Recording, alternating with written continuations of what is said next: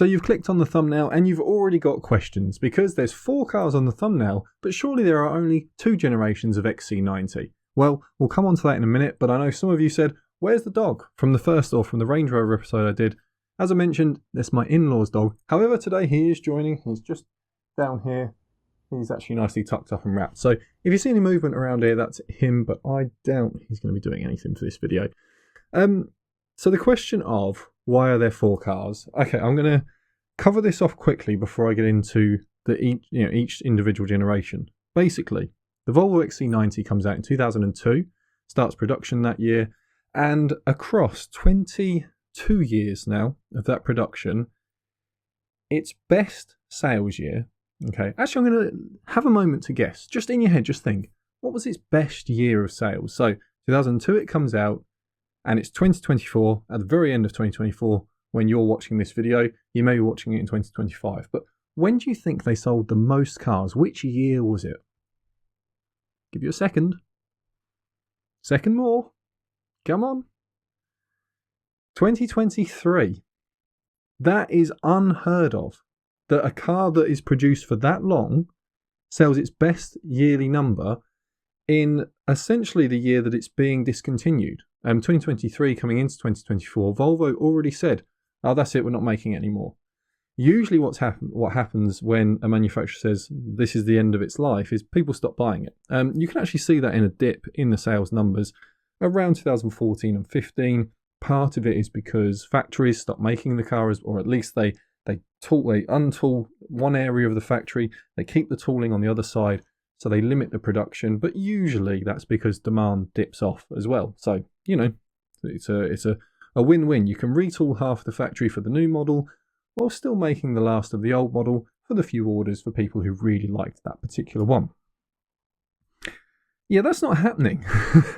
So that doesn't explain the generational thing, but it does explain the 4th model on that thumbnail, okay, the very, very latest one, because as I wrote in it, I think it was 2022, I think it was when I was working, it was when I was working at one of the British publications for this, and we got the story in from Volvo Press, and it was basically the new EX90s coming. I was like, wow, they really are going to do it. They really are going to wipe out most of their line and start with the EX range instead of the XC. And, that was a company decision. It kind of was already visible because of what was happening at Polestar, but this announcement kind of made it solidified.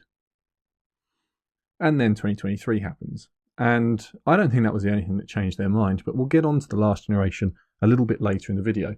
So why are there 2 of the first generation in the video? Well, the car comes out in 2002, and it has an expected lifespan of around 6 to 7 years, which is actually fairly industry standard. There are a few cars that come out for longer than that.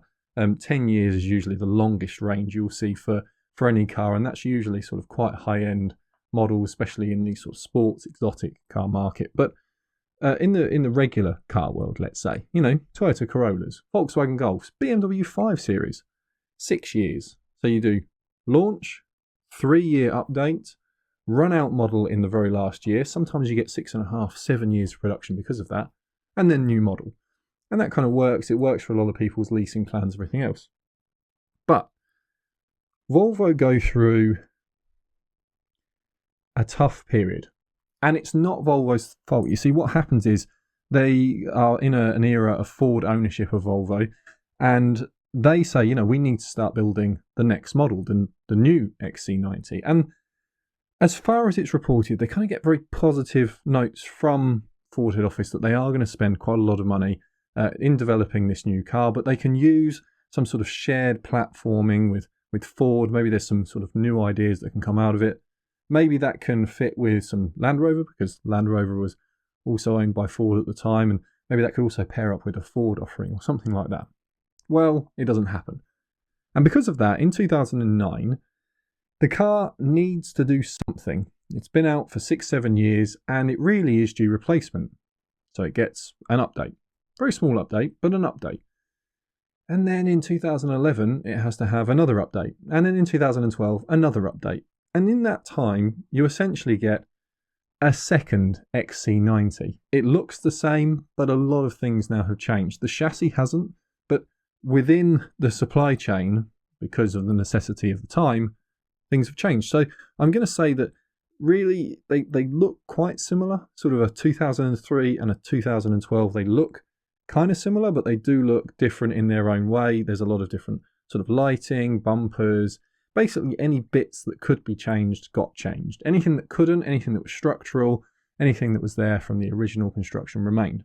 So the bit you're interested in is, of course, which one should you buy on all of them? And there is a buyer's guide for both these generations on the channel. I'll link it below in the comments, I'll link it in the description, and you'll see a card somewhere around here, or maybe I'll do it in a second actually when I bring up the picture of the XC90. But you can check that out for a full guide. However, there's two engines.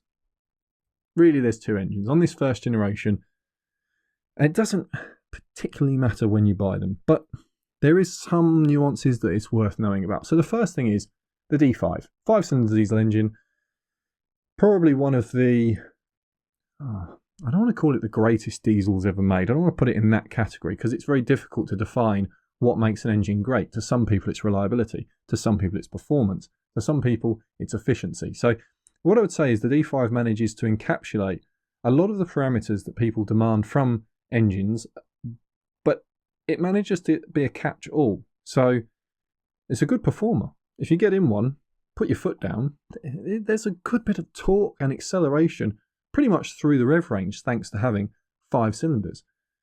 Efficiency, you know, if you compared it off to anything that's petrol or gas or gasoline, if you're in different parts of the world where that's what you say for it, then it just wipes the floor with them. Just wipes the floor. If you're comparing it against other diesel models for, say, towing ability, really good, really good. So it kind of does a lot of things. The trouble with the XC90 generation is if you get one of the very, very early ones, the first ones, you get a gearbox that you only used for a year. Probably not worth buying the very early ones for that reason. Since now the used car price between say a 2005 and a 2002 or 3 isn't that much, I'd try and go for a 2004 build. That also adds in that you don't get the early versions, which sometimes do suffer with, you know, the odd teething problem. But the engine itself, throughout the range, is very good. The trouble is, when you get to 2008, in Europe we have this thing, emissions laws. So you have Euro 3, Euro 4, Euro 5, Euro 6, and we're coming up to Euro 7. And it isn't just emissions that get put in these regulations. It's, should we have driverless cars? Should there be a certain amount of safety technology? Do cars need airbags? There's a lot of things that get sort of pulled into these regulations. And the D5 engine was probably going to continue. So there was a little bit of, you know, idea of, okay, well, in the cars that we will continue it, what should we do? We have to do certain filters, DPF filters, different emissions equipment. If you get those later ones, you just have to be aware they do need those emissions equipment changing. They will wear them out. However, they are now of an age where that may have already been done. And so the best buy, if you're going to go for the diesel, is either something like the 2005 Ocean Race. That's a really cool car. Ocean Race Edition. It's like this dark blue colour. Yeah, you'll see it in the guide. It's a nice version, and you can get that with the 5-cylinder diesel. You can also get the car sort of later on. If you're looking at the updates, I mean, it's so difficult to tell you. I mean, 2009, it kind of gets an update to refresh it. 2011 and 12 updates, so they're two separate ones. They sort of are trying to keep it appealing because they know long term they're going to have to keep making it for, you know, another few years. I'd say if you can stretch the budget, I'd try and go, you know, around that 2011 if you can, maybe the 2012. But the advantage of all of these is they're over a decade old now. So they should have had a lot of the bits and pieces that do wear out done and replaced. The trouble is, people don't want to get rid of them.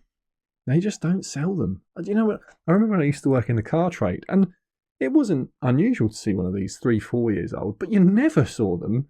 Well, I wouldn't have seen them 10 years old because they hadn't quite got that old, but you didn't see them sort of come back. You know, usually you'd get the regular turnover from first owner to second owner to third is about 3 years.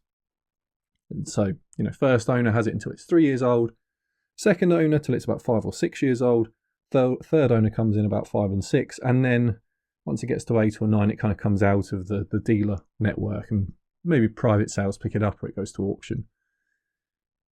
You just didn't see that with 5-cylinder diesels. People just kept them because they were so good at doing what they did that it's very hard to get people to actually say, oh yeah, I want to give up having the power and efficiency and the all-round drivability of a 5-cylinder diesel and switch into a 4-cylinder diesel or a less efficient V6 diesel or something like that.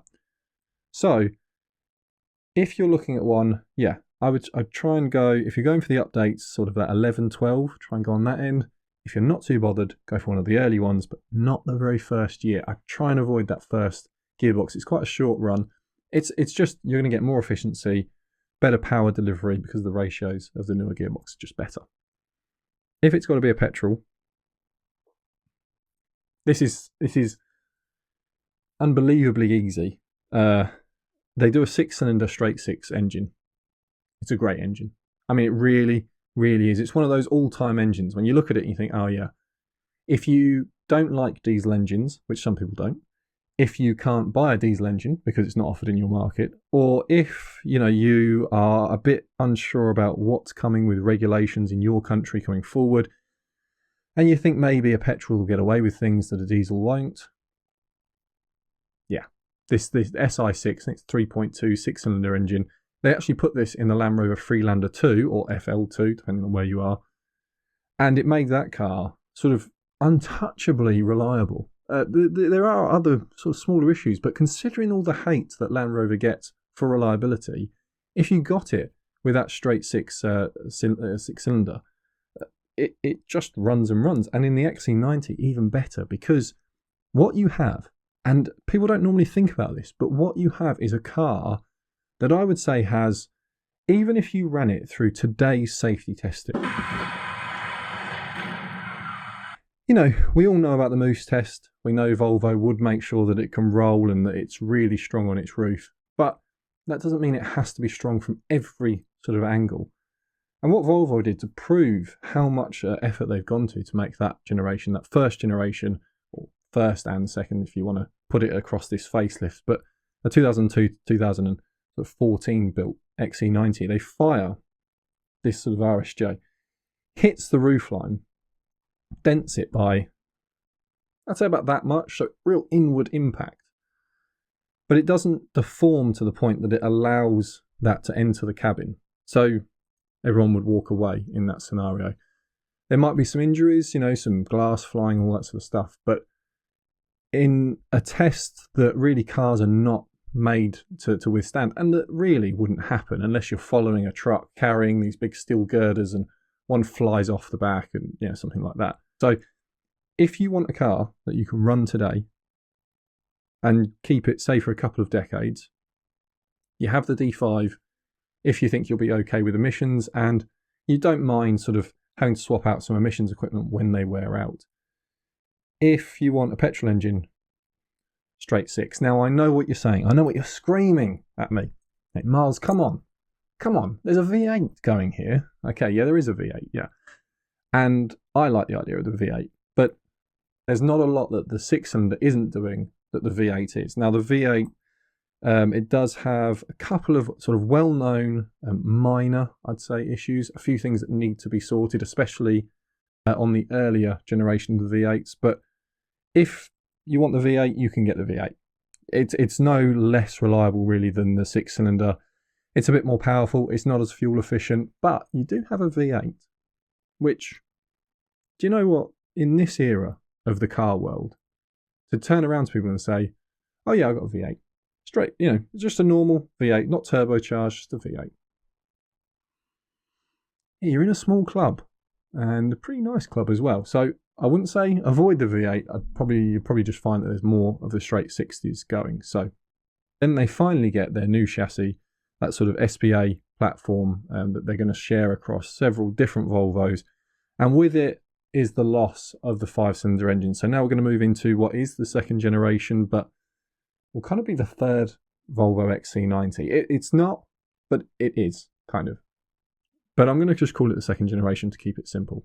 And so what's important to know here is that there is an initial sales boost. So if you're looking at buying one used, 2016, 17, yes, there are a good number, but it actually tails off in sales a little bit into 2019, then has a boost in 2020, and that boost never stops. And that is going to reflect a little bit what I'm going to say with engines, because Volvo go through a renaming structure. They start off quite simple. Okay, you can buy. They're all 2 litres. Okay? It's a 2 litre diesel, it's a 2 litre petrol. That's it. There's no 5 cylinders here, there's no 6 cylinders, no V8. It's the world we live in. But there is a plug-in hybrid, and I'll get onto that in just a moment. But you have initially like a T5, T6 and a D4, D5. Okay.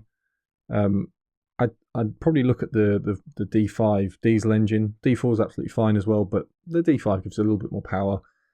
I do cover in the buyer's guide just some issues with the diesel. It just is a case of any newer diesel now, and it's not Volvo and it's not European manufacturers. It's emissions meeting an engine that is designed to deliver great fuel economy, but there's probably more investment that was needed to really refine it down. And we get this with this sort of urea injected blue efficiency that you see on a lot of manufacturers. But I don't know. Yeah, it's just a fact of, if we were going to say diesels can keep going till 2050, you'd see manufacturers, they would really start sort of piling in money to get the emissions right down. The only reason I bring that up is because I just think the diesel engine is fine, but I'm starting to see, particularly on the used market, once these get sort of 120, 150,000 miles, so sort of 200,000 kilometers, yeah, they need some repairs. Just sometimes it's just a big service. Sometimes it is just that, but sometimes it's something a bit more major. And I'm seeing more, for sale on a trailer only, trailering away for cheap on the diesel version than I am the petrol. Does that reflect that more diesels were sold, especially in Europe? Quite possibly. But people run high mileage on the petrols as well. So I think my view of it is, if you're on this generation, really what Volvo wanted to sell was the hybrid. Okay. And because of that, I think the sort of push, the push for them was to say the regular, it becomes a mild hybrid, but the regular 2 litre petrol, which becomes a B, let me get this right, it's a B6 when the car's facelifted. The B5 is the diesel on the facelift, and it's the T5 T6 on the pre-facelift. But they kind of know what they want to do with this engine. Originally, it's supercharged and turbocharged. After about 2020, 2021, depending on where you are, they dropped the supercharger off. They just put a turbocharged 2 litre petrol with the hybrid system. And honestly, that T8 is the model that they call it, with the plug-in hybrid. You know, when a manufacturer wants to sell a car, it's usually the good one. When they actually say, this is what we want to sell. Is that right? Is it wrong? You know, it's just the way the industry works. And so if you're looking at one used, you can go for the diesel, the 2 litre one. And if you can find one that's had some of the emissions equipment already replaced, because the earliest ones will be sort of coming up to 10 years old, they'll be coming up to that point where they do need replacements of DPF filters, possibly the catalytic converter, EGR valves, things like that. All of this is detailed in the buyer's guide. But I would say there's also on this diesel engine, there's sort of a known, I'm trying to think what years it affects. I think it's just a sort of 2015, 16. It doesn't run into 2017, I think. There is an issue with the Power Pulse system. Well known, well documented. You can look that up. It's in the buyer's guide. So, like a 2018 diesel, yeah. But I know that it should be like a lot more efficient.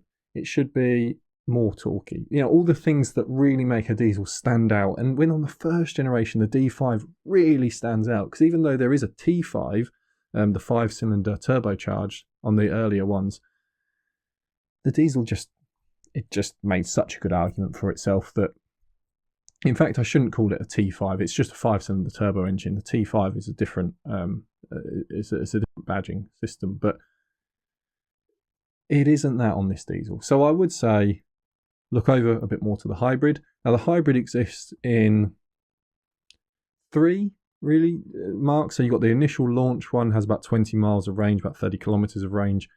So that's launched with a petrol, turbocharged and supercharged engine. And I'm telling you now, if you go around telling people, well, you know me, I like to have it all. I've got the supercharger, turbocharger, and hybrid, all in one car. People are going to think you've got something like an SF90 Ferrari or something, and that's not supercharged.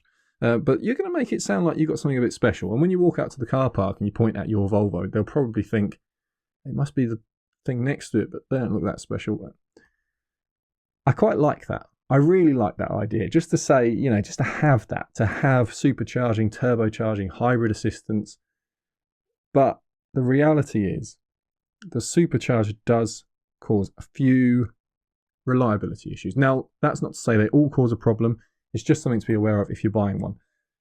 And if you go for it just depends on which country you're in, but 2020, 2021, some 2022, they get rid of the supercharging. And what they do is they bring in a bigger battery pack. So that they do this once between 15 and 20. There's also an update to the battery pack. I think it's 2017, slightly larger battery pack, a little bit more range. And then they take the supercharger away, more power from the battery pack, more powerful electric motor because of that, or sorry, a larger battery pack, more powerful electric motor.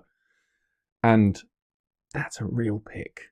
Good electric range if that's what you're into. And it means that if you're thinking, I want to own a car for 10 years, there's a lot of threats that we get from different regulators, governments, lawmakers on what they're going to do with emissions. But the reality is most of them just keep kicking the can down the road.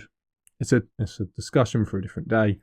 But I think if you've got something with good hybrid range, you should be okay. I'm not saying you definitely will be, because who knows what they'll come up with next. And it seems to me that regulators think that the automotive world is like the fashion world, where something's out in spring and it's out of fashion by summer, and by autumn they've got a completely different line. Car manufacturers think in decades. That's a reality of this industry. Their thought process is in, over the next decade and a little bit longer. Because designing a new car can take 4 years, 5 years. In some cases, cars have taken even longer than that. It depends what you're making. But they have very long vision. And when they don't know what they're going to make or be allowed to sell, it pushes companies to make odd decisions. And that takes us onto the 2025 refresh. Let's call it a refresh.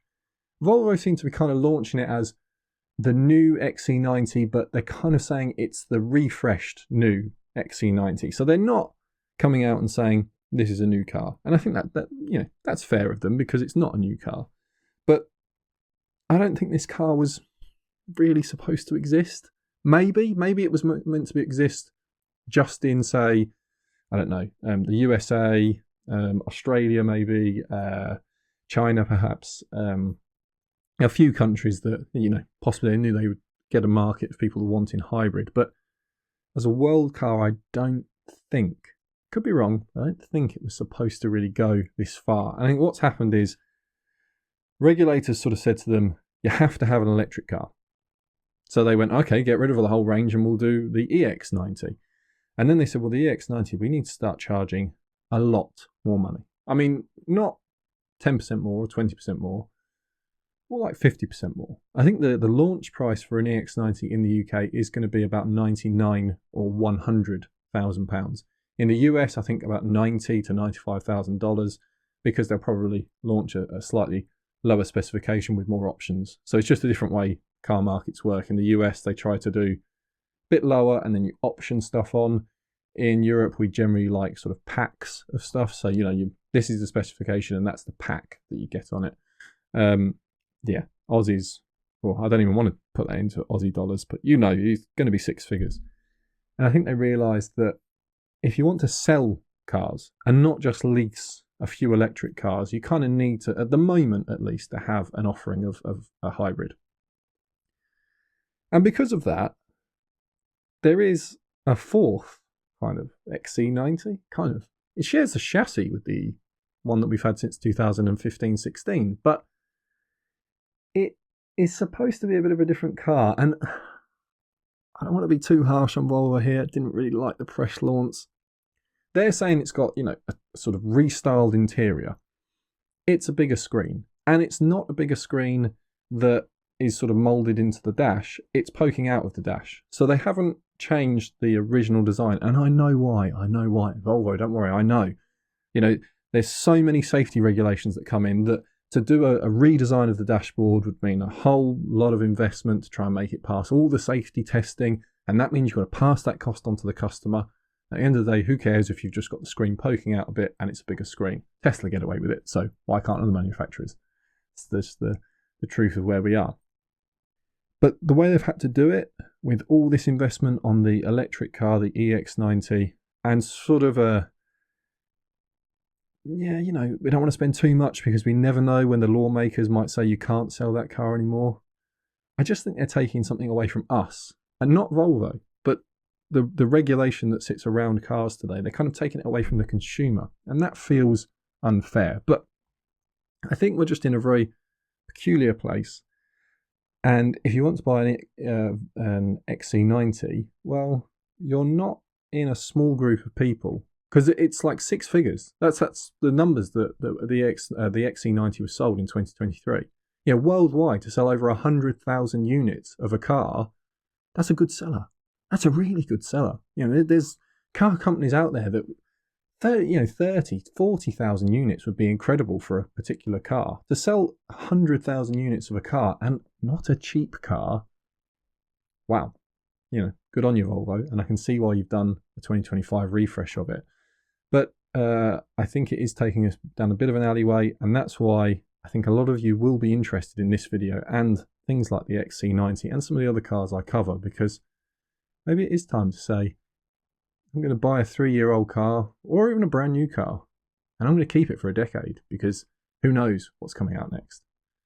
So I hope the video has been useful to you. If you want to like and subscribe it, you can. If you don't want to, then don't. But either way, I hope you have a good day, and I'll catch you in the next one.